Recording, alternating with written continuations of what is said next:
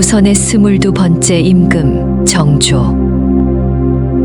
그는 가장 높은 옥좌에 앉았지만 단 하루도 편히 잠들지 못했답니다. 왕의 침소는 화려했지만 그의 마음속은 황량한 폐허와 같았지요. 그는 조선을 다스리는 위엄 있는 군주이기 이전에 지독한 상처를 안고 사는 한 인간이었기 때문입니다. 왕위에 오른 지 이미 여러 해가 지났건만 눈을 감으면 어김없이 끔찍한 기억이 찾아왔습니다. 그것은 좁고 어두운 뒤주 속에서 애타게 자신을 부르던 아버지 사도세자의 목소리였죠. 살려달라 울부짖던 그 처절한 절규, 찌는 듯한 여름 햇살 아래 쓰러져 가던 아버지의 마지막 모습은 결코 지워지지 않았던 것이지요. 그 기억은 날카로운 비수가 되어 매일 밤 왕의 심장을 찔렀습니다. 왕의 권력은 세상의 모든 것을 가질 수 있게 했지만 그 지독한 트라우마만은 치유할 수 없었습니다. 그는 스스로를 아버지의 비참한 죽음 앞에서 아무것도 할 수 없었던 무력한 아들이자 불효자라 책망했습니다. 그는 조선의 가장 높은 곳에 있었지만 동시에 가장 깊은 지옥에 갇힌 인간과 다름이 없었겠지요. 이 고통을 끊어내기 위해 정조는 권력으로 안 되는 일을 지극한 염원으로 이루려 결심합니다. 오늘 밤도 정조는 핏발선 눈으로 어둠을 응시하며 깊은 고뇌에 빠져 있었습니다. 과연 이 세상의 모든 고통을 자신의 어깨에 짊어지려 했던 어느 노승의 독경 소리가 멀리 떨어진 한양의 궁궐까지 가닿기라도 했던 것일까요? 왕은 자리를 박차고 일어나 서고로 향합니다. 수많은 경전 중 그는 부모의 은혜를 설파하는 불경을 펼쳐들었답니다. 이 이야기는 단순히 한 왕이 절을 세운 기록이 아닙니다. 이것은 뒤주 속에서 쓰러져간 아버지의 억울한 넋을 위로하고 자신에 대해서 이 지독한 상처를 끊어내려 했던 한 아들의 필사적인 구원의 기록입니다. 과연 정조는 그 지독한 상처를 끊어낼 수 있었을까요? 그리고 그 간절한 염원이 어떻게 황금용의 꿈과 다 위대한 사찰로 피어났는지 지금부터 그 기적 같은 여정을 함께 따라가 보시겠어요? 정조의 고통은 개인적인 슬픔에 머무르지 않았습니다. 그것은 곧 조선의 정치적 현실과 직결되는 문제였습니다. 아버지를 죽음으로 내몬노론 벽파 세력은 여전히 조정의 핵심을 장악하고 있었고 그들은 호시탐탐 정조의 권위를 흔들려 했습니다. 그들에게 정조는 죄인의 아들이라는 지울 수 없는 족쇄를 찬 왕이었습니다. 정조가 아무리 뛰어난 학식과 강력한 카리스마로 국정을 이끌어도 그들은 보이지 않는 곳에서 속삭였습니다. 전하의 정통성은 흠결이 있소. 아비의 죄를 잊어서는 아니 되오. 그 속삭임은 독처럼 정조의 치세 내내 그를 괴롭혔습니다. 정조는 알고 있었습니다. 이 모든 고통의 근원을 해결하지 않고서는 진정한 왕이 될 수 없다는 것을. 아버지의 누명을 벗기고 그의 묘를 왕의 능으로 격상시키는 것. 그것은 단순한 효심의 발로가 아니라 자신의 왕권을 반석 위에 올리고 조선의 정치를 바로 세우기 위한 필사의 과제였습니다. 그는 먼저 아버지의 존호를 사도에서 장원으로 바꾸고 묘의 이름 또한 수은묘에서 영우원으로 높였습니다. 하지만 그것만으로는 부족했습니다. 아버지의 넋이 편히 잠들지 못하는 한 자신의 마음속 지옥도 끝나지 않을 것임을 직감했습니다. 그는 밤마다 불경을 읽으며 마음을 다스리려 애썼습니다. 특히 지장보살 본원경에 깊이 몰두했습니다. 지옥에서 고통받는 어머니를 구하기 위해 한없는 세월 동안 수행을 거듭한 지장보살의 이야기는 마치 자신의 이야기처럼 다가왔습니다. 억울하게 돌아가신 아버지는 과연 어느 곳에 계실까? 그 한 맺힌 영혼은 구천을 떠돌고 있는 것은 아닐까? 정조는 경전을 읽으며 눈물을 흘렸습니다. 그리고 결심했습니다. 아버지를 위해 이 세상에서 가장 지극한 공덕을 쌓으리라. 아버지를 위한 원차를 세워 밤낮으로 부처님의 가피를 빌고 그 영혼을 극락왕생의 길로 인도하리라. 그것은 단순한 사찰 건립이 아니었습니다. 그것은 한 아들이 아버지에게 바치는 가장 절절한 참회문이자 가장 뜨거운 연서였습니다. 또한 죄인의 아들이라는 족쇄를 끊고 하늘이 내린 진정한 군주로 거듭나기 위한 정조 자신의 거대한 의식이었습니다. 그는 신하들에게 명하여 전국의 명당을 물색하게 했습니다. 그러나 그의 마음 속에는 이미 그리고 있는 그림이 있었습니다. 그것은 인간의 지혜만으로는 찾을 수 없는 곳, 하늘의 뜻과 부처님의 인연이 닿는 곳이어야만 했습니다. 그는 간절히 기도했습니다. 부디 아버님의 넋을 편안히 모실 길을 열어달라고, 이 어리석은 아들에게 지혜를 내려달라고 말입니다. 그렇게 며칠 밤낮을 고뇌와 기도로 지새우던 어느 날 밤, 정조는 깊은 잠에 빠져들었습니다. 칠흑 같은 어둠 속 그는 끝없이 펼쳐진 광야를 헤매고 있었습니다. 사방은 적막하고 마음은 불안하기 그지없었습니다. 바로 그때 하늘에서 눈부신 빛이 쏟아져 내리며 거대한 용 한 마리가 구름을 헤치고 나타났습니다. 황금빛 비늘을 번쩍이는 용은 위험 있는 모습으로 하늘을 선회하더니 이윽고 정조의 앞으로 다가와 입에 물고 있던 여의주 하나를 툭 떨어뜨렸습니다. 여의주는 땅에 닿는 순간 찬란한 빛을 발하며 주변을 대낮같이 밝혔고 정조는 그 빛 속에서 놀라운 광경을 목격했습니다. 그것은 아름다운 산새와 맑은 물이 흐르는 전에 한 번도 본 적 없는 풍경이었습니다. 빛이 가리키는 곳에는 오래된 절터의 흔적이 남아 있었고 그 터를 중심으로 연꽃이 만발하여 상서로운 기운이 가득했습니다.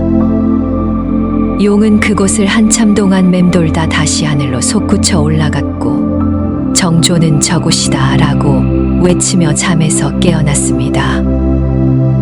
온몸은 식은땀으로 흠뻑 젖어 있었지만 마음은 놀랍도록 평온하고 확신에 차 있었습니다. 이것은 단순한 꿈이 아니었습니다.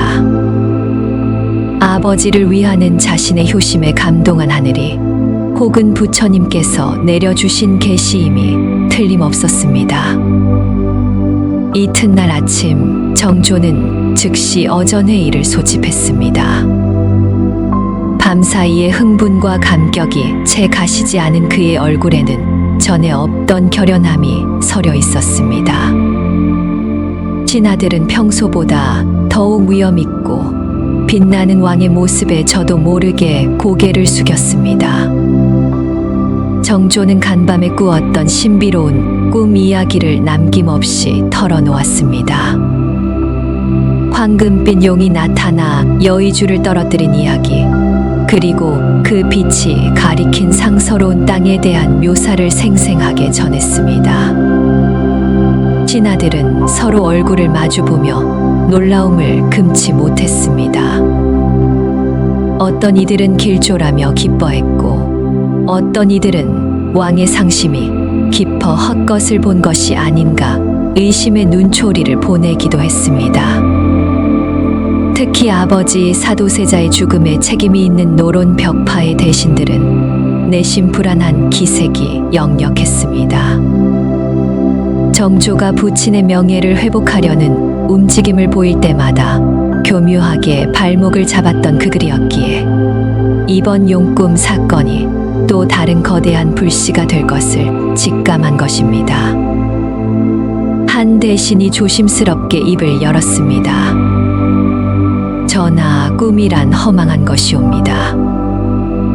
어찌 꿈에 나타난 형상을 가지고 국정을 논할 수 있겠사옵니까? 이는 경솔한 처사가 될 수 있사오니 부디 옥체를 보존하시고 마음을 편히 하시옵소서. 그의 말에는 왕을 위하는 척하면서도 정조의 계획에 쐐기를 박으려는 의도가 숨어 있었습니다. 하지만 정조는 흔들리지 않았습니다. 그는 대신을 날카롭게 응시하며 말했습니다. 경의 중심은 알겠으나 짐의 꿈은 단순한 허상이 아니오. 이는 아버님을 위하는 나의 지극한 정성에 하늘이 감응한 것이며 또한 장차 이 나라의 기틀을 바로 세우라는 계시일 것이오. 짐은 이 꿈을 따라 아버님의 원침을 옮기고 그 곁에 원차를 세워 아버님의 넋을 위로하고 만백성의 안녕을 기원하고자 하오. 왕의 목소리는 단호했고 그 안에 담긴 의지는 강철과도 같았습니다. 더 이상 누구도 감히 반대 의견을 내지 못했습니다. 정조는 즉시 신뢰하는 신하들에게 꿈에서 본 지형을 찾아내라는 특명을 내렸습니다. 정조의 명을 받은 신하들은 전국의 직관과 승려들을 대동하고 꿈속의 장소를 찾아 나섰습니다. 정조가 묘사한 수려한 산세와 맑은 물, 그리고 오래된 절터라는 단서를 가지고 연날 며칠을 헤맸지만 꼭 들어맞는 장소를 찾기란 쉽지 않았습니다.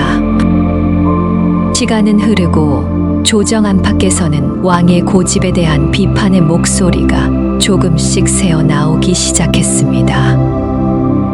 정조는 초조해졌지만 꿈속의 확신을 의심하지는 않았습니다.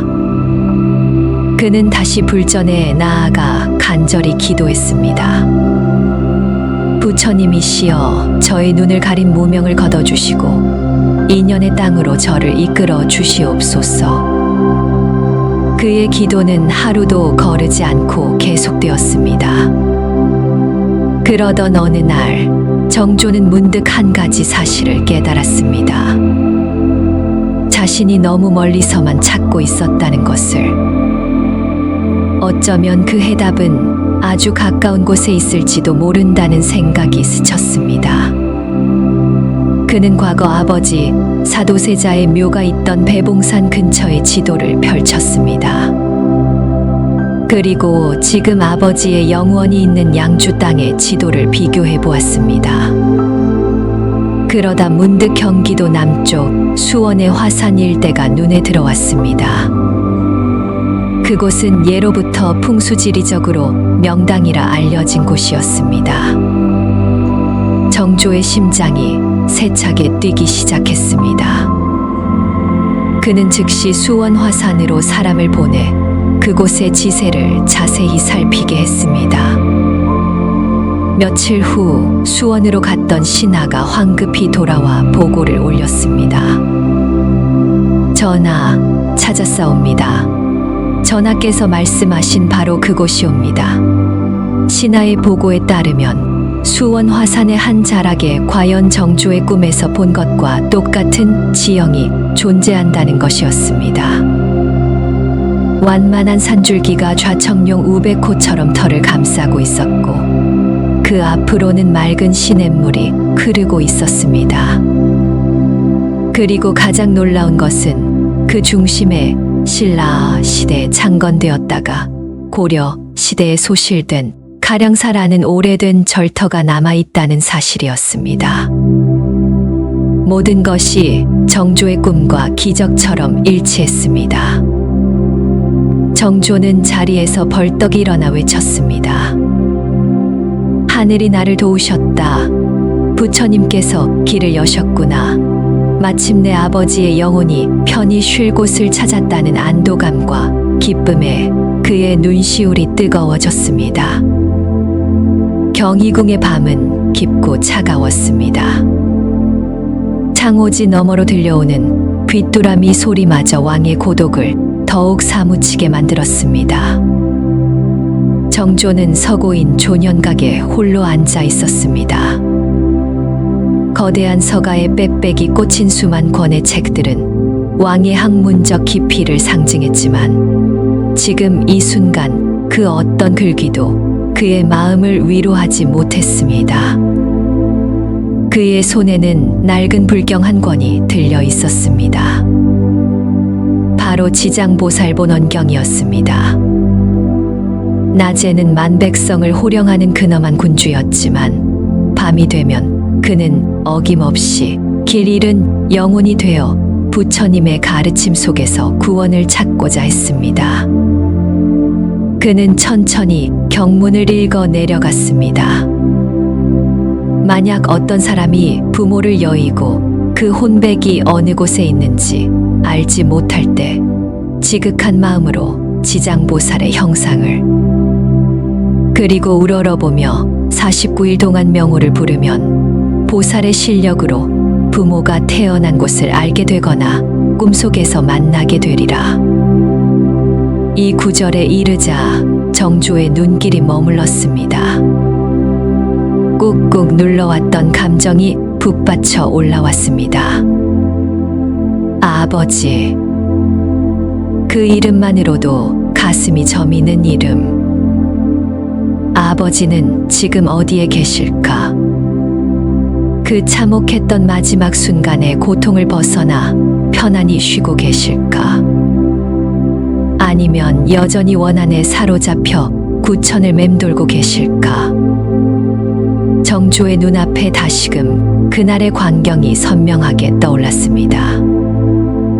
뙤약볕 아래 굳게 닫힌 뒤주, 그 안에서 들려오던 희미한 신음, 그리고 마지막 숨이 끊겼다는 소식을 들었을 때의 하늘이 무너지는 듯한 절망감.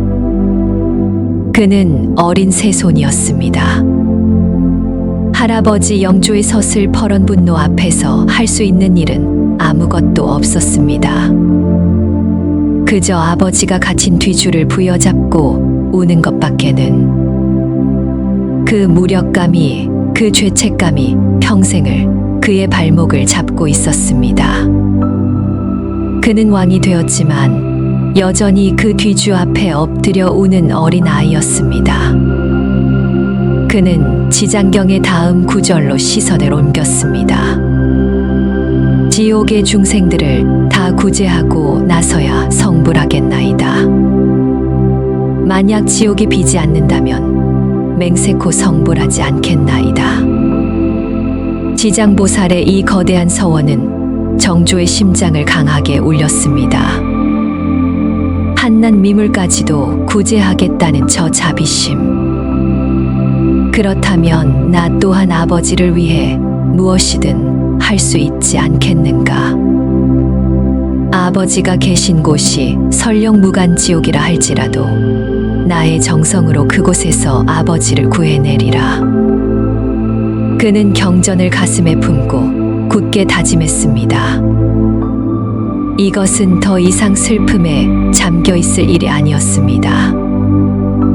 행동해야 했습니다.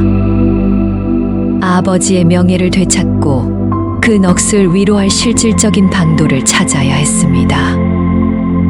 정조는 자리에서 일어나 창밖을 보았습니다.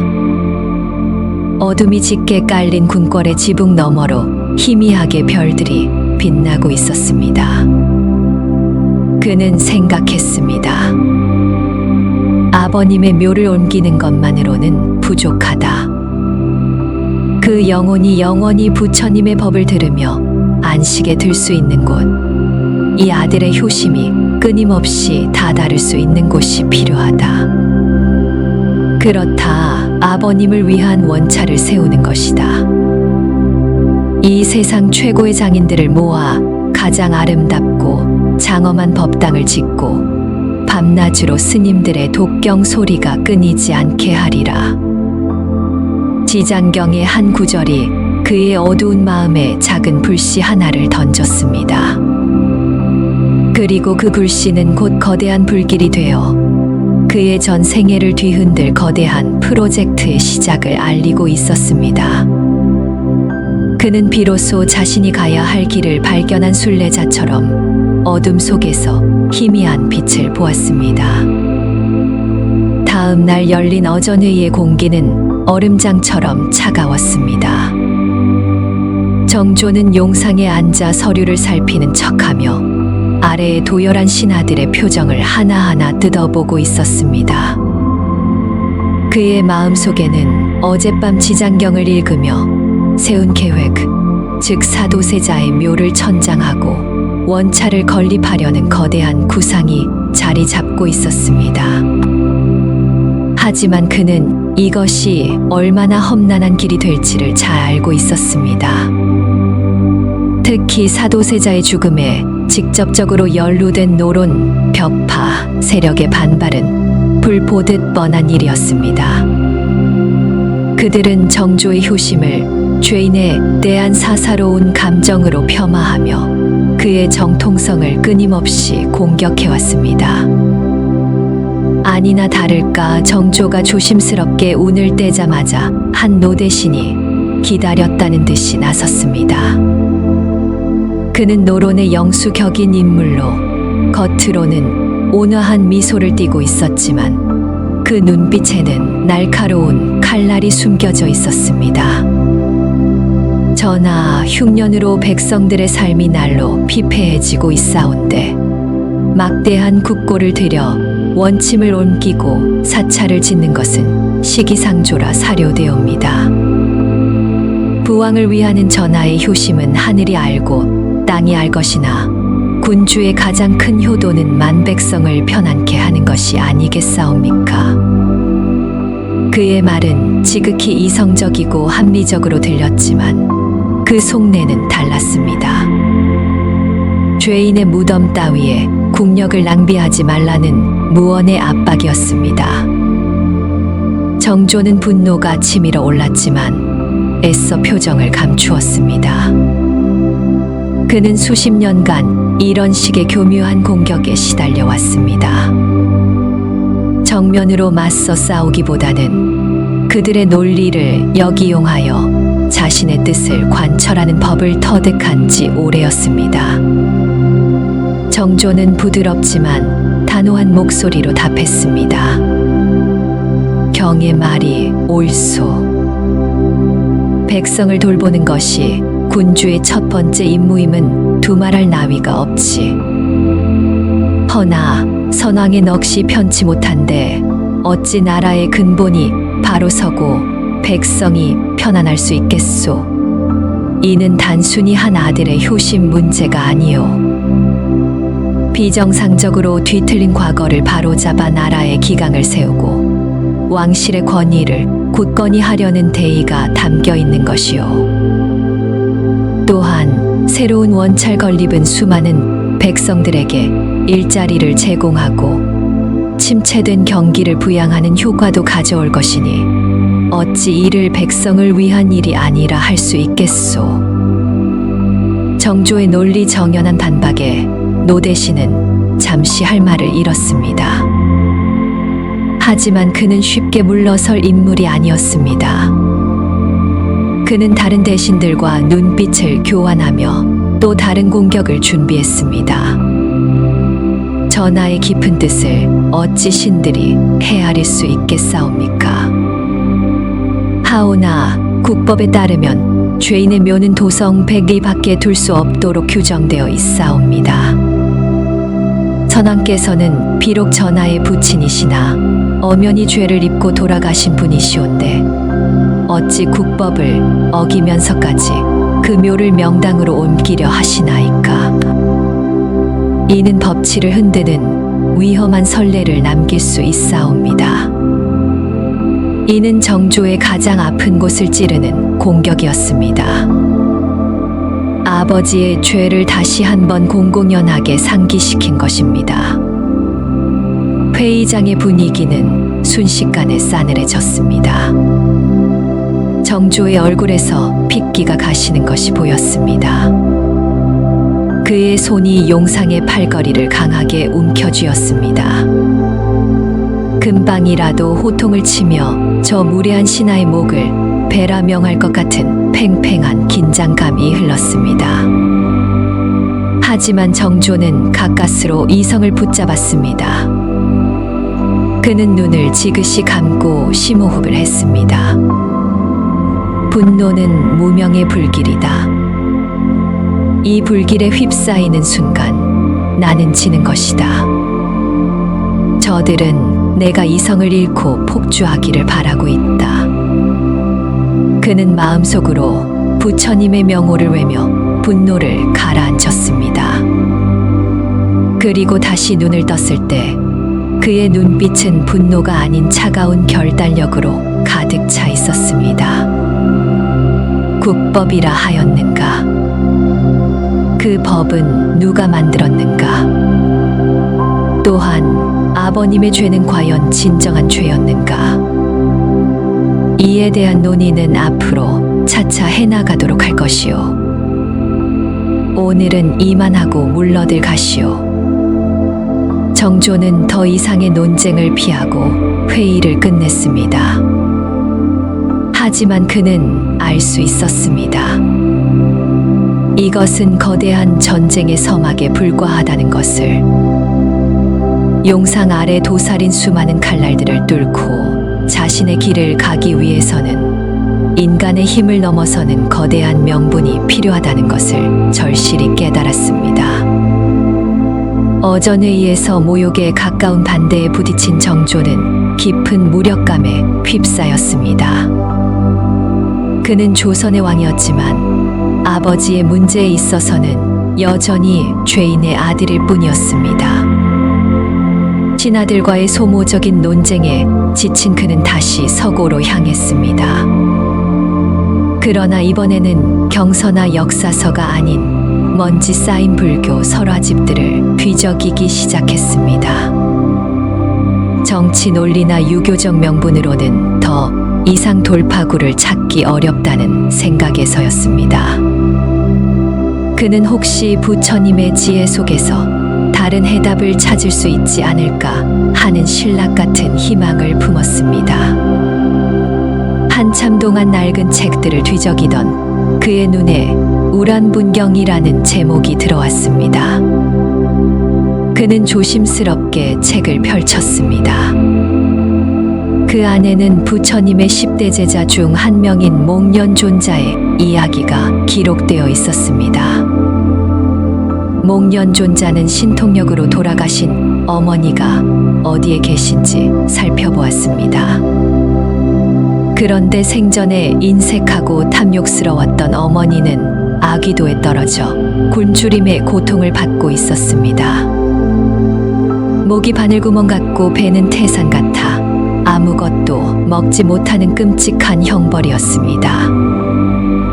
목련존자는 슬픔에 잠겨 자신의 신통력으로 밥을 구해 어머니에게 드렸지만 밥은 입에 닿기도 전에 불덩이로 변해버렸습니다.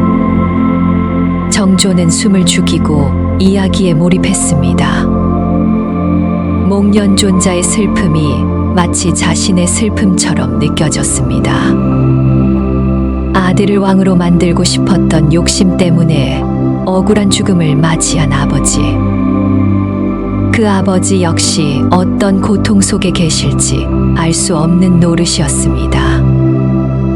자신의 힘만으로는 아버지를 구원할 수 없다는 절망감이 목련존자의 처지와 겹쳐 보였습니다. 목련존자는 자신의 무력함에 통곡하며 부처님께 달려가 구원의 방법을 물었습니다. 그러자 부처님께서는 이렇게 말씀하셨습니다.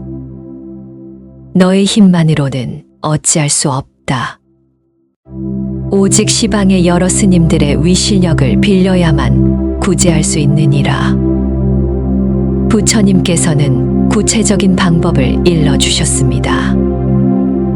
오는 7월 보름 모든 스님들이 여름 안거를 마치고 자자를 행하는 날에 100가지 맛있는 음식과 과일, 향과 기름을 정성껏 마련하여 시방의 대덕 스님들께 공양을 올려라. 그러면 현재의 부모는 물론 7대의 부모까지도 사막도의 고통에서 벗어나 해탈의 옷을 입게 될 것이다.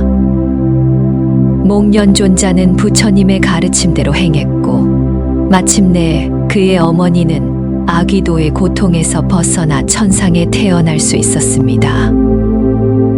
이것이 바로 백중의 유래였습니다. 정조는 책을 덮고 깊은 생각에 잠겼습니다. 나의 힘만으로는 안 된다. 여러 스님들의 위실력을 빌려야 한다. 부처님의 말씀이 그의 뇌리를 강하게 스쳤습니다. 지금까지 그는 자신의 힘, 즉 왕의 권위와 명분만으로 이 문제를 해결하려 했습니다. 그러나 노론 세력의 저항은 견고했고 아버지의 죽음이라는 역사적 사실은 너무나 무거웠습니다. 하지만 목련존자의 이야기는 그에게 새로운 길을 제시해 주었습니다. 그것은 바로 공덕의 힘이었습니다.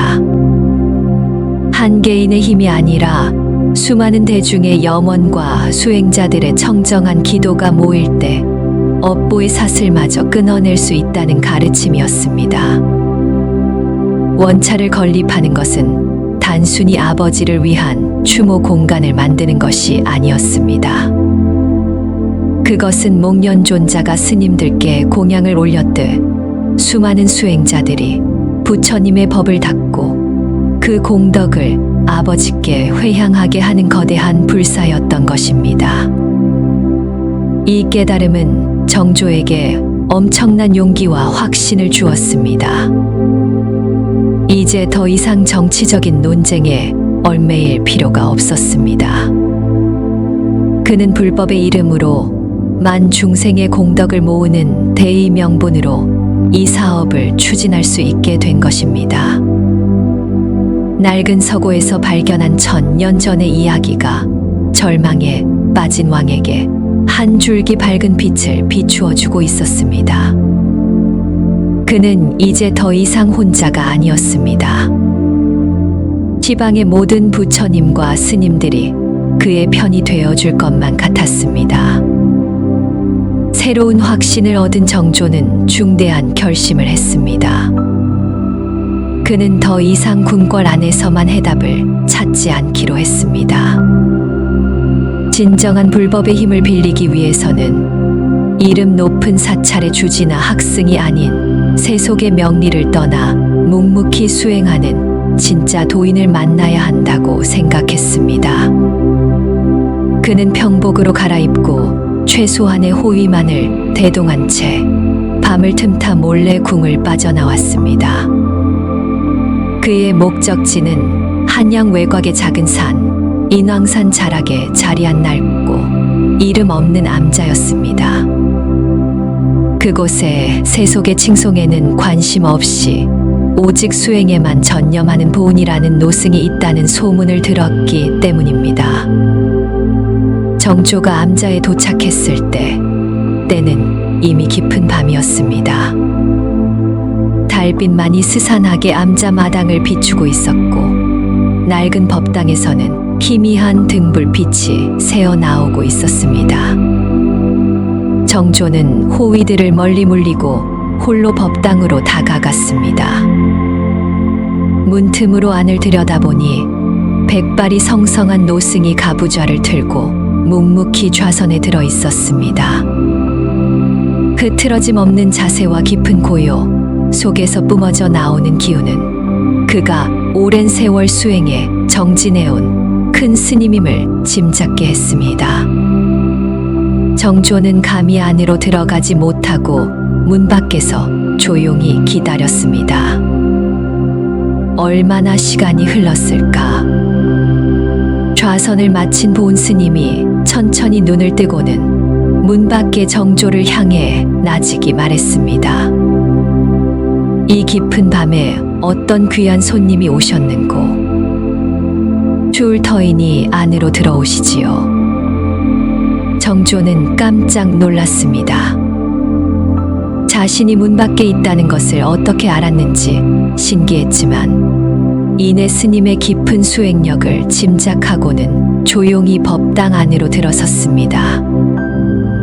그는 자신의 신분을 밝히지 않은 채 그저 길을 잃고 헤매는 나그네인 척하며 스님 앞에 절을 올렸습니다. 보은 스님은 말없이 차 한 잔을 내어주었습니다.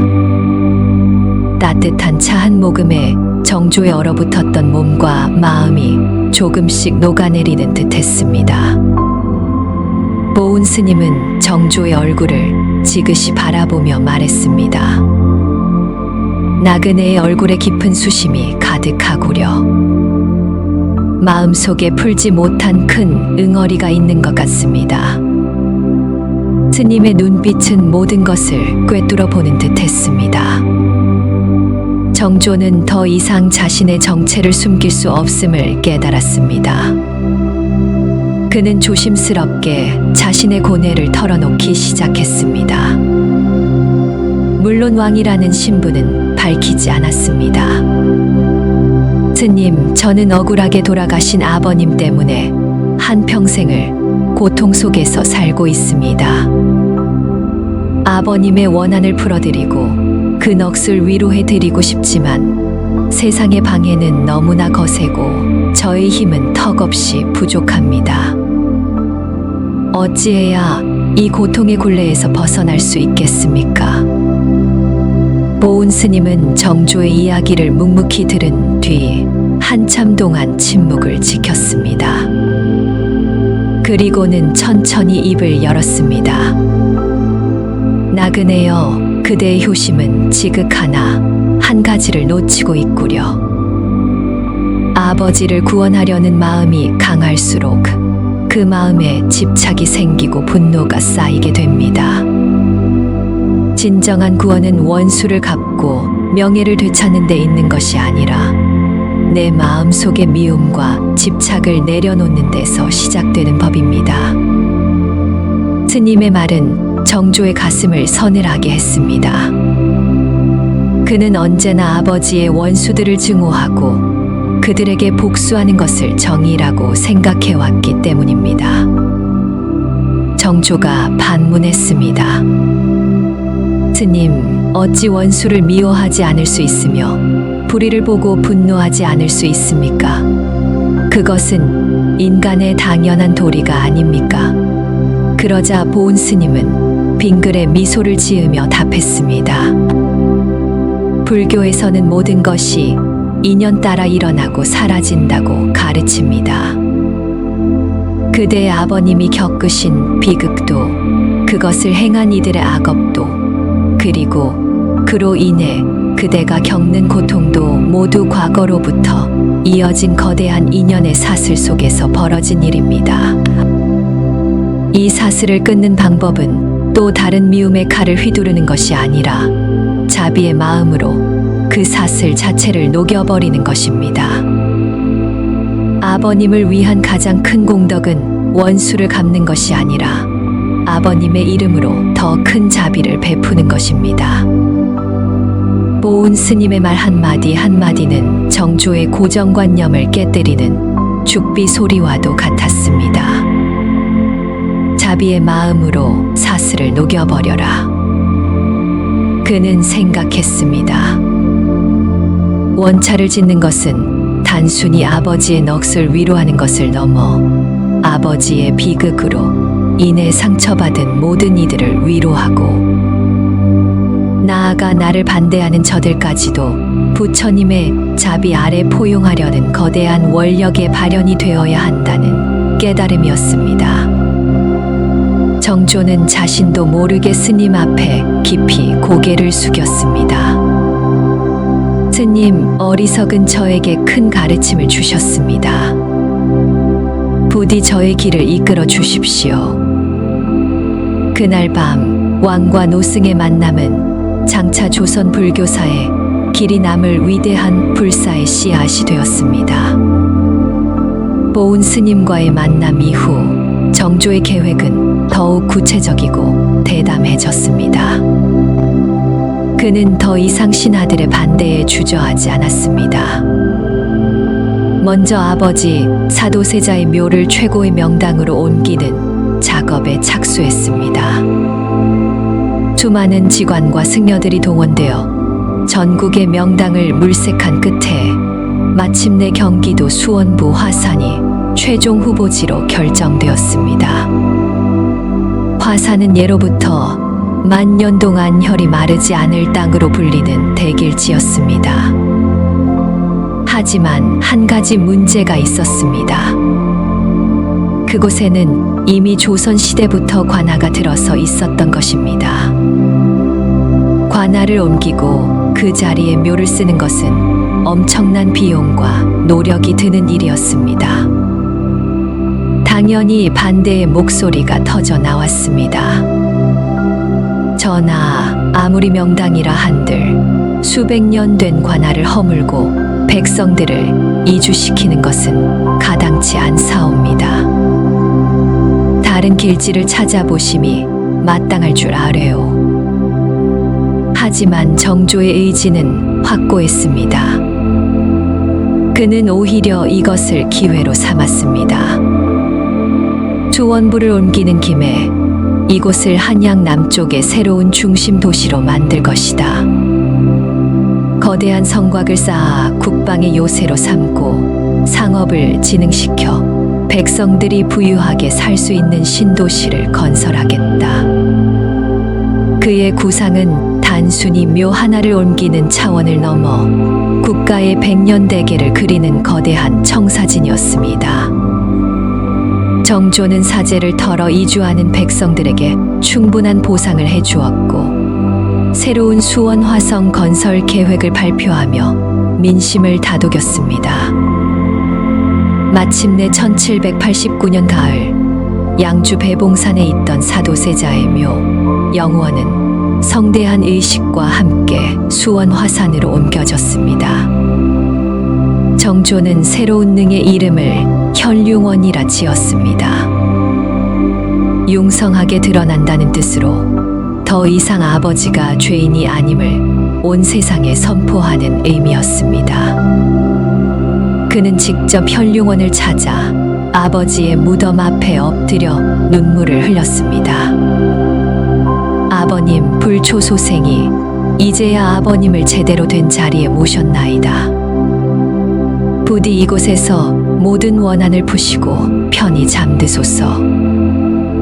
혈융원 천장을 마친 그날 밤 정조는 오랜만에 깊은 잠에 들었습니다. 피로와 감격이 뒤섞인 채 깊은 잠의 세계로 빠져들었을 때 그의 꿈에 신비로운 광경이 펼쳐졌습니다. 칠흑 같은 어둠 속에서 갑자기 하늘이 갈라지며 눈부신 오색 광채가 쏟아져 내렸습니다. 그 빛 속에서 거대한 황금용 한 마리가 장엄한 모습을 드러냈습니다. 용의 두 눈은 횃불처럼 빛났고 온몸의 비늘은 황금 갑옷처럼 찬란했습니다. 용은 하늘을 몇 바퀴 선회하더니 정조의 머리 위로 다가와 입에 물고 있던 영롱한 여의주 하나를 떨어뜨렸습니다. 여의주는 땅에 닿는 순간 세상을 집어삼킬 듯한 환한 빛을 터뜨렸습니다. 정조는 눈을 뜰 수 없을 정도의 강렬한 빛에 휩싸였습니다. 잠시 후 빛이 잦아들자 그의 눈앞에는 놀라운 풍경이 펼쳐졌습니다. 바로 새로 옮긴 혈융원 근처의 어느 산자락이었습니다.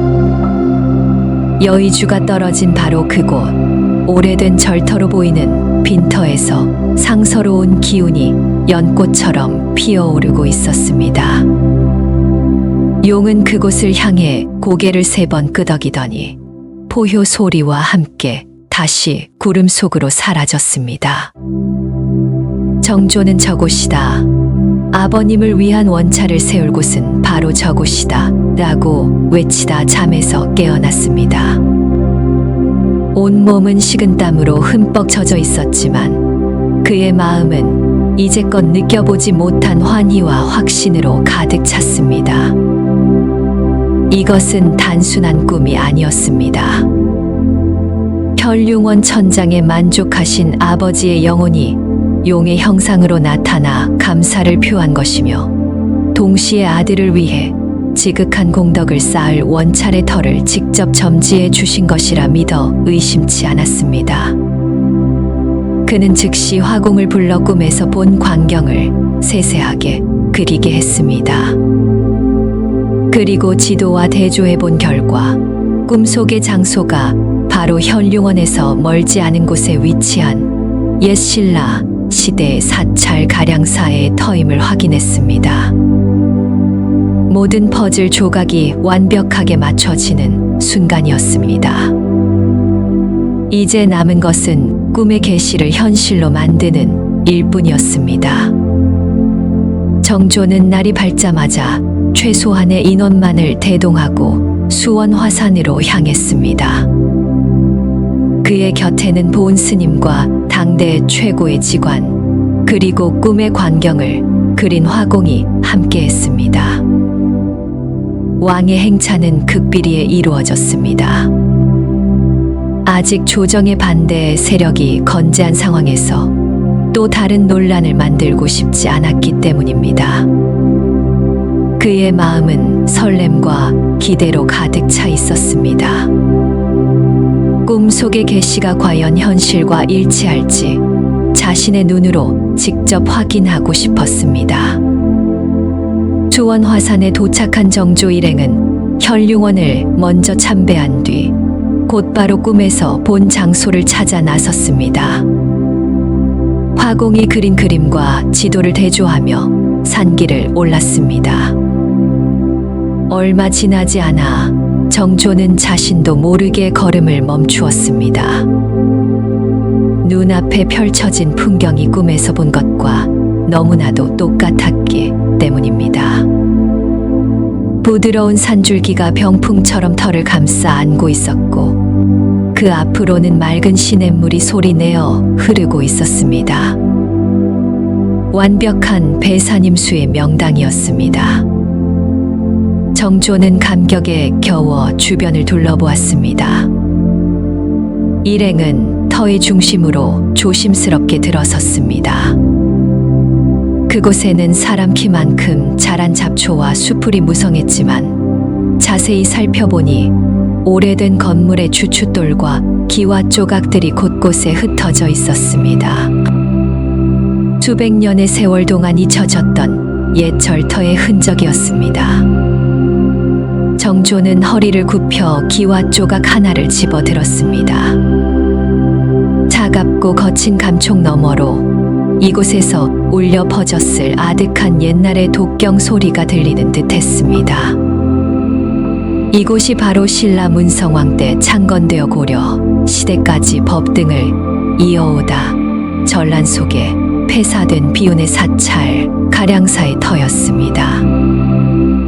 함께 동행한 직관이 감탄하며 말했습니다. 전하, 이곳은 실로 하늘이 숨겨놓은 땅이옵니다. 용이 여의주를 품고 있는 용주혈의 형세이니 이곳에 사찰을 세우면 그 기운이 왕실의 안녕은 물론 온 나라에 미칠 것이옵니다. 그의 말에 정조의 확신은 더욱 굳어졌습니다. 바로 그때 묵묵히 주변을 살피던 보은 스님이 정조에게 다가와 말했습니다.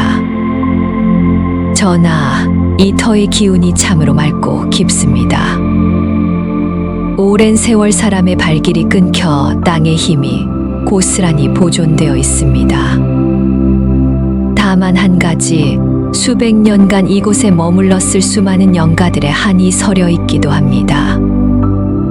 새로운 절을 세우기 전에 먼저 이 터를 정화하고 영가들을 천도하는 의식을 거행해야 할 것입니다. 보은 스님의 말에 정조는 고개를 끄덕였습니다. 그는 단순히 건물을 짓는 것이 아니라 이 땅의 아픈 역사까지도 보듬고 새로운 생명을 불어넣어야 함을 깨달았습니다. 그는 그 자리에서 무릎을 꿇고 흙을 한 줌 움켜쥐었습니다. 그리고는 눈을 감고 이 땅에 깃든 모든 영혼에게 고했습니다. 나는 이 땅에 나의 아버지를 위한 원차를 세우고자 한다. 그러나 이 절은 비단 나의 아버지만을 위한 것이 아니다. 이 땅에서 쓰러져간 수많은 영혼들과 나아가 이 땅에 살아가는 모든 중생의 안녕을 기원하는 만인의 법당이 될 것이다. 부디 나의 원력을 가상히 여겨 이 대작불사의 힘을 보태주시길 바란다. 그의 간절한 기도가 땅속 깊이 스며드는 듯 했습니다. 마침 그 순간 구름에 가려져 있던 해가 환하게 드러나며 절터를 황금빛으로 물들였습니다.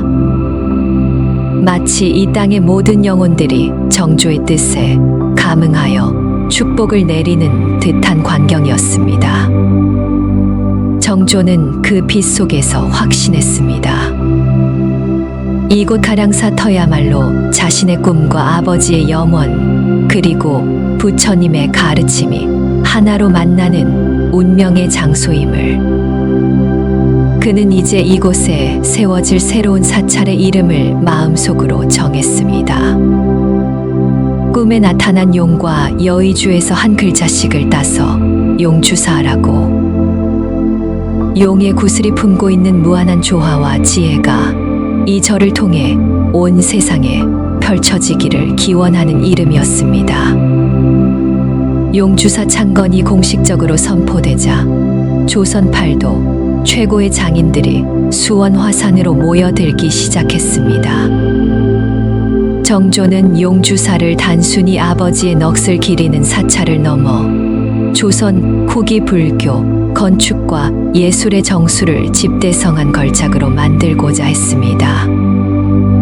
그는 공사의 모든 과정을 직접 지휘하고 감독했습니다. 사찰의 배치에서부터 법당의 단청 문양 하나에 이르기까지 그의 손길이 닿지 않는 곳이 없었습니다. 그것은 왕의 명령이 아닌 한 아들의 지극한 정성이자 예술가로서의 혼이 담긴 작업이었습니다. 정조는 먼저 용주사의 전체적인 가람 배치를 구상했습니다. 그는 전통적인 산지 가람의 형식을 따르면서도 그 안에 자신만의 독창적인 철학을 담아냈습니다. 사찰의 입구에는 속세와 불국토를 가르는 홍살문을 세우고 그 뒤로 산문과 천보루를 지나 대웅보전에 이르는 길을 일직선으로 배치했습니다. 이는 혼탁한 세속의 번뇌를 하나씩 벗어던지고 마침내 부처님의 세계로 나아가는 수행의 과정을 상징적으로 표현한 것이었습니다. 특히 천보루라는 누각의 이름은 시경에서 따온 것으로 하늘이 보호하사 길이 평안하리라는 뜻을 담아 왕실과 나라의 태평성대를 기원하는 마음을 담았습니다. 가장 심혈을 기울인 것은 역시 중심 법당인 대웅보전이었습니다. 정조는 대웅보전을 조선에서 가장 아름답고 장엄한 법당으로 만들고 싶었습니다. 그는 당대 최고의 목수와 대목장들을 불러 모아 자신의 구상을 설명했습니다. 용주사 대웅보전은 단순히 부처님을 모시는 공간이 아니다. 그곳은 아버님의 영혼이 부처님의 설법을 듣는 법당이자 이 땅에 구현된 작은 불국정토여야 한다. 화려하되 사치스럽지 않고 장엄하되 위압적이지 않은 자비와 지혜의 기운이 가득한 공간으로 만들어라. 그의 요구는 까다롭고 구체적이었습니다. 공사를 총괄하던 정약용조차 혀를 내두를 정도였습니다. 정조는 건물의 기둥과 석가래에 사용될 목재 하나까지도 직접 골랐고 단청의 색상과 문양에 대해서도 세세한 지시를 내렸습니다. 그는 특히 연꽃 문양을 많이 사용하도록 했습니다. 진을 속에서 피어나지만 더러움에 물들지 않는 연꽃이야말로 온갖 정치적 음해와 고통 속에서도 고결함을 잃지 않았던 아버지 사도세자의 삶을 상징한다고 생각했기 때문입니다. 대웅보전의 문살 하나하나에는 연꽃이 아름답게 조각되었고 천장에는 구름과 용 그리고 극락의 새들이 어우러져 춤을 추는 듯한 그림이 그려졌습니다. 이 거대한 프로젝트에는 당대 최고의 예술가들이 모두 참여했습니다. 특히 단원 김홍도는 정조의 부름을 받고 용주사 불화 제작의 총책임을 맡았습니다. 정조는 김홍도에게 특별한 임무를 내렸습니다. 그대는 나의 부모님께서 부처님의 설법을 듣는 모습을 그려주게. 그림 속에서나마 아버님과 어머님을 부처님 곁에 모시고 싶네. 이는 파격적인 요구였습니다.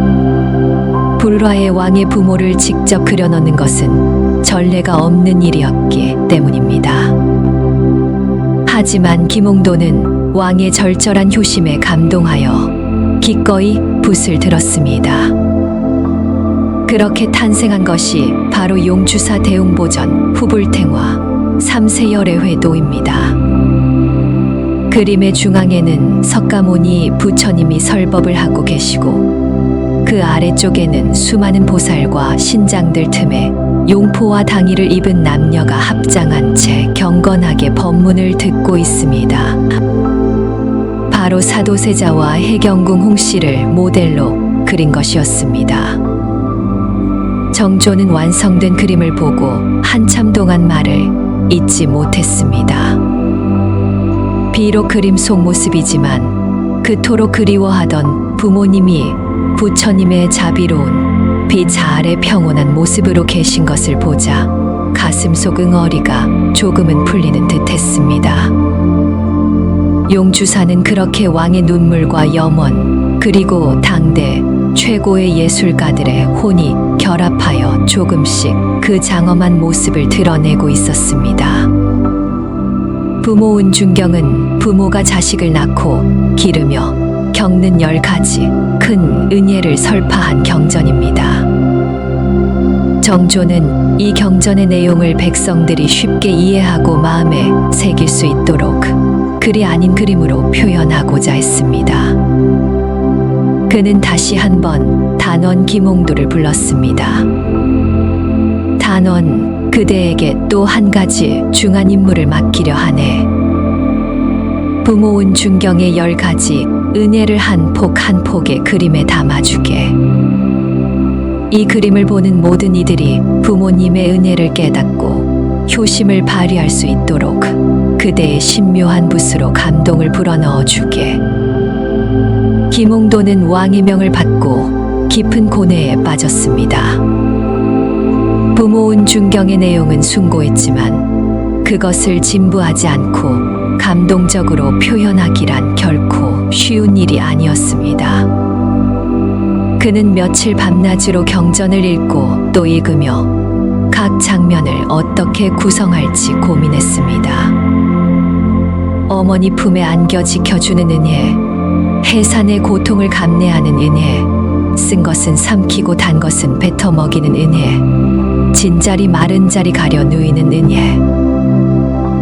이 평범하지만 위대한 사랑의 순간들을 어떻게 포착해야 할까? 김홍도는 붓을 들기 전에 먼저 저작거리로 나갔습니다. 그는 그림 그리는 것도 잊은 채 며칠 동안 시장과 동네 골목을 어슬렁거리며 사람들의 모습을 관찰했습니다. 갓난아기에게 젖을 물리는 어머니의 평온한 얼굴, 아픈 자식을 업고 발을 동동 구르는 아버지의 애타는 마음, 장성한 자식을 멀리 떠나보내며 눈물 짓는 노부모의 쓸쓸한 뒷모습. 그 그는 백성들의 삶 속에서 부모 운중경에 살아있는 장면들을 발견했습니다.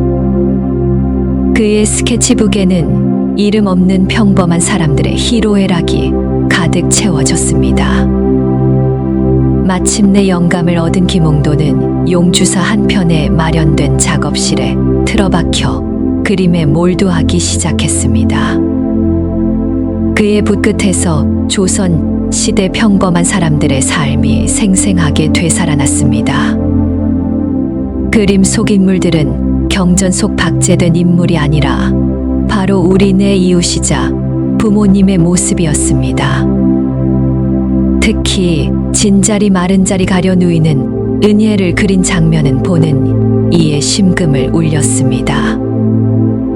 그림 속에서 어머니는 아기가 오줌을 싸 축축해진 자리에 자신이 눕고 아기는 마른 자리로 옮겨 뉘어 재우고 있습니다.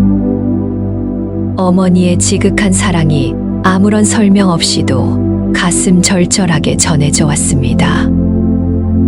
그림이 완성되었다는 소식을 들은 정조는 한 걸음에 달려왔습니다. 그는 김홍도가 펼쳐놓은 10폭의 그림을 하나하나 천천히 살펴보았습니다. 그림을 보는 내내 그의 눈에서는 뜨거운 눈물이 멈추지 않았습니다. 그림 속 어머니의 모습에서 일찍 여인 생모 해경궁 홍씨의 얼굴이 떠올랐고, 자식을 위해 모든 것을 희생하는 아버지의 모습에서는 비극적으로 생을 마감한 사도세자의 모습이 겹쳐 보였습니다. 그는 김홍도의 손을 잡고 떨리는 목소리로 말했습니다. 과연 신필이로다. 그대는 단순히 그림을 그린 것이 아니라 이 세상 모든 부모의 마음을 그려냈네. 그리고 이 불효한 아들의 마음을 울렸네. 정조는 이 그림들을 목판에 새겨 책으로 엮어내도록 명했습니다. 그리고 용주사가 완공되면 이 부모 운중경판을 사찰에 봉안하여 누구나 보고 배울 수 있게 하라고 지시했습니다. 이로써 용주사는 단순히 왕의 원차를 넘어 만백성에게 효의 소중함을 일깨우는 교육의 장이자 실천의 도량으로 자리매김하게 되었습니다. 붓끝에 실린 한 예술가의 혼과 아들을 향한 왕의 절절한 염원이 만나 시대를 초월하여 모든 이의 마음을 울리는 위대한 문화유산을 탄생시킨 순간이었습니다. 1790년 늦가을 2년여에 걸친 대공사 끝에 용주사는 마침내 그 웅장하고 아름다운 모습을 거의 다 드러냈습니다. 낙성식과 점안식을 며칠 앞둔 어느 깊은 밤, 정조는 또다시 홀로 말을 달려 용주사를 찾았습니다. 휘영청 밝은 달빛 아래 새로 지은 전각들의 검은 기와지붕이 은빛으로 빛나고 있었습니다. 낮의 소란스러움은 간데없고 오직 고요한 침묵만이 사찰 전체를 감싸고 있었습니다. 정조는 말에서 내려 천천히 경내로 들어섰습니다. 그는 홍살문을 지나 삼남제일루라는 현판이 걸린 누각 아래에 섰습니다. 삼남에서 으뜸가는 누각이라는 이름에는 이곳을 조선 최고의 사찰로 만들고자 했던 그의 자부심이 담겨 있었습니다. 누각을 지나자 좌우로 승당과 선원이 대칭을 이루며 서 있었고, 그 끝에 장엄한 모습의 대웅보전이 달빛을 받으며 고요히 서 있었습니다. 자신의 꿈과 눈물, 그리고 수많은 이들의 땀과 노력이 고스란히 담긴 결과물이었습니다. 정조는 한참 동안 대웅보전을 말없이 바라보았습니다. 그는 천천히 대웅보전의 섬도를 밟고 올라갔습니다. 굳게 닫힌 문틈으로 아직 마르지 않은 단청의 짙은 향기가 새어나왔습니다. 그는 문에 가만히 손을 대었습니다. 차가운 나무의 감촉을 느끼며 그는 지난 세월을 회상했습니다. 아버지의 비참한 죽음, 그로 인한 끝없는 악몽과 죄책감, 죄인의 아들이라며 자신을 멸시하던 신하들의 눈빛, 그리고 아버지를 위해 무엇이라도 해야겠다는 절박한 심정으로 밤을 새워 읽던 불경들. 그 모든 고통과 번뇌의 시간들이 주마등처럼 스쳐 지나갔습니다. 아버님. 정조는 나직이 아버지를 불렀습니다. 이제 다 되었습니다. 아버님께서 부처님의 법을 들으시며 편히 쉬실 곳이 마련되었습니다. 이곳에서 아버님의 모든 원한과 고통이 눈 녹듯 사라지기를, 그리고 이 아들의 어리석은 마음도 함께 정화되기를 바랄 뿐입니다. 그의 목소리는 밤 공기 속으로 스며들어 흩어졌습니다. 그는 자신이 이 절을 세운 것이 과연 아버지를 위한 일이었는지, 아니면 자신의 지독한 상처를 치유하기 위한 이기적인 발버둥이었는지 스스로에게 물었습니다. 어쩌면 둘 다였을지도 모릅니다. 아버지를 구원하는 것이 곧 나 자신을 구원하는 길이었음을 그는 이제 어렴풋이 깨닫고 있었습니다. 그때 사찰 한쪽에서 스님들의 나직한 연불 소리가 들려왔습니다. 점안식을 앞두고 밤샘 기도를 올리고 있는 것이었습니다. 그 소리는 마치 자비로운 어머니의 손길처럼 정조의 지친 마음을 부드럽게 어루만져 주었습니다. 그는 대웅보전 앞 섬돌에 조용히 걸터앉아 눈을 감았습니다. 그리고 그 연불 소리에 자신의 마음을 실어보냈습니다. 나무 아미타불, 나무 관세음보살, 나무 지장보살. 그는 아버지의 극락왕생을 빌었고 이 절을 짓는데 힘쓴 모든 이들의 안녕을 빌었습니다. 그리고 자신을 그토록 괴롭혔던 원수들마저도 부디 어리석음에서 벗어나 깨달음을 얻기를 빌었습니다. 밤이 깊어지자 달빛이 대웅보전 처마 끝에 달린 풍경을 비추었습니다. 바람 한 점 없는데도 풍경이 맑고 청아한 소리를 내며 울렸습니다. 땡, 땡, 땡. 그 소리는 마치 모든 번뇌를 끊어내는 지혜의 칼날처럼, 혹은 모든 중생을 깨달음으로 이끄는 부처님의 법음처럼 느껴졌습니다. 정조는 그 소리를 들으며 생각했습니다. 그래, 이 절은 완성된 것이 아니다. 이제 시작일 뿐이다. 이 풍경 소리가 바람을 타고 더 멀리 퍼져나가 고통받는 모든 이들의 마음을 위로하고 그들에게 희망과 용기를 줄 수 있어야 한다. 그것이 바로 아버님께서 진정으로 바라시는 일일 것이다.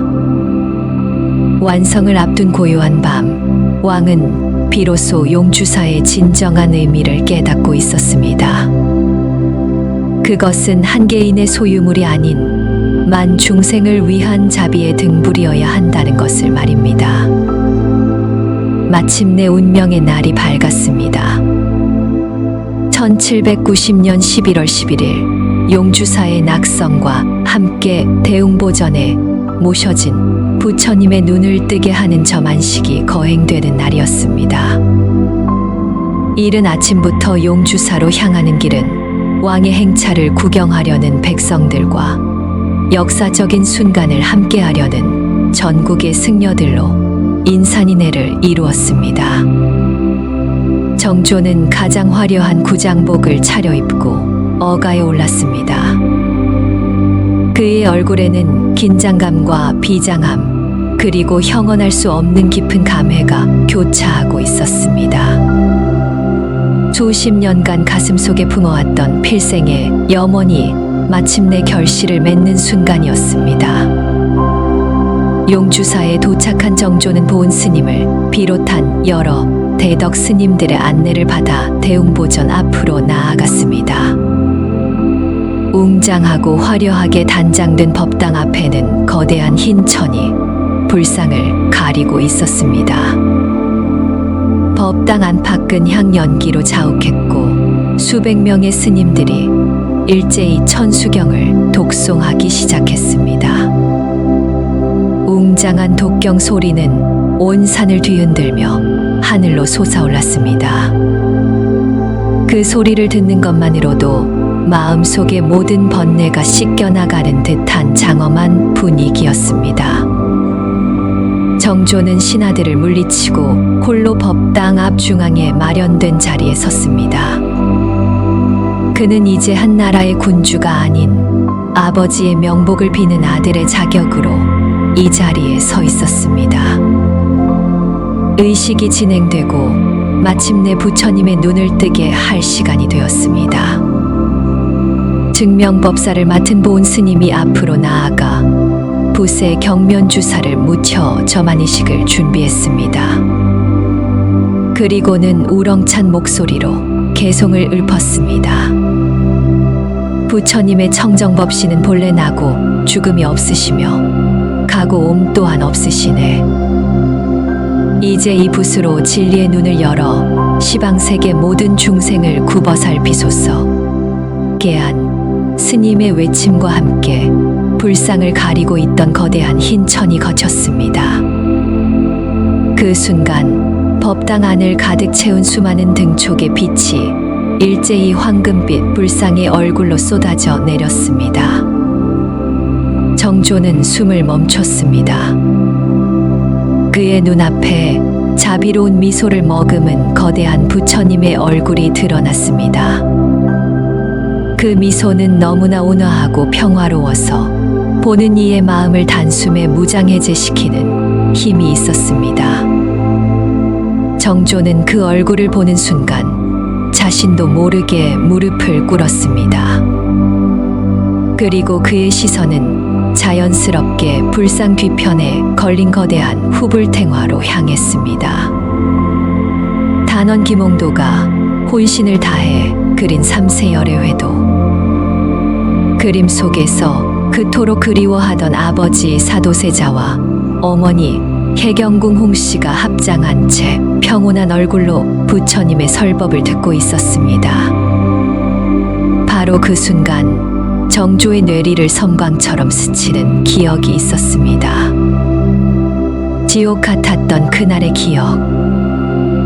좁고 어두운 뒤주 속에서 물이 먹고 싶구나, 부채라도 하나 다오 애원하던 아버지의 마지막 목소리. 그 처참하고 끔찍한 기억이 다시 한번 그의 심장을 후벼 팠습니다. 언제나처럼 분노와 슬픔, 죄책감이 온몸을 휘감으며 그를 깊은 어둠 속으로 끌어내리려 했습니다. 하지만 이번에는 달랐습니다. 그의 눈앞에는 더 이상 뒤주가 없었습니다. 대신 자비로운 미소를 띤 부처님의 얼굴이 있었고 평온하게 법문을 듣는 아버지의 모습이 있었습니다. 우리의 삶 또한 수많은 인연의 사슬 속에서 기쁨과 슬픔을 겪게 됩니다. 때로는 감당하기 힘든 고통과 시련이 우리를 찾아오기도 합니다. 그럴 때마다 정조의 이야기를 떠올려 보십시오. 그가 어떻게 자신의 아픔을 외면하지 않고 그것을 더 큰 사랑과 자비로 승화시켰는지를 기억하십시오. 고통 그 자체는 우리를 파괴할 수 없습니다. 우리를 파괴하는 것은 고통에 대한 우리의 미움과 집착입니다. 그 미움과 집착을 내려놓을 때 우리는 비로소 고통으로부터 자유로워질 수 있고 그 안에서 새로운 성장의 씨앗을 발견할 수 있습니다. 이 긴 이야기의 끝에서 다시 한번 부처님의 명호를 함께 염원해 봅니다. 부디 이 이야기를 들으신 모든 분들의 마음속 상처가 치유되고 그 자리에 자비와 지혜의 꽃이 피어나기를 기원합니다. 댓글로 나무아미타불을 남겨주시며 정조의 지극한 효심과 오늘 우리가 나눈 깨달음의 여운을 함께 나누어 주시면 감사하겠습니다. 여러분의 삶이 언제나 부처님의 가피 속에서 평안하고 행복하시기를 진심으로 발언합니다. 성불하십시오.